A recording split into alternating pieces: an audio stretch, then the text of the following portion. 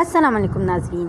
आज मेरी बेटी ने बहुत ही मज़ेदार डिश बनाई है जो मैं आपके साथ शेयर करना चाहूँगी। आइए हम सब मिलके इनकी रेसिपी को एंजॉय करते हैं।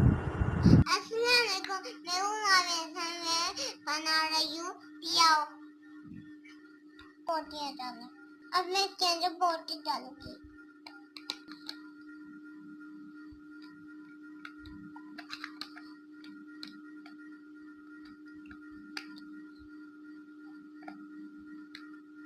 मैं इसको कवर रखूंगी, इसका कवर।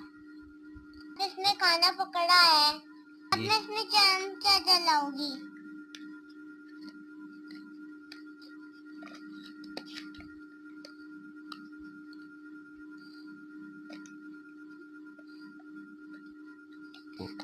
अब मैं इसमें खाना तैयार। अब मैं ऊपर खाना तैयार है।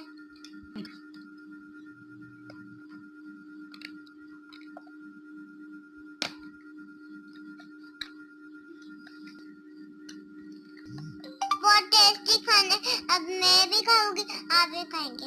अल्लाह हाफिज।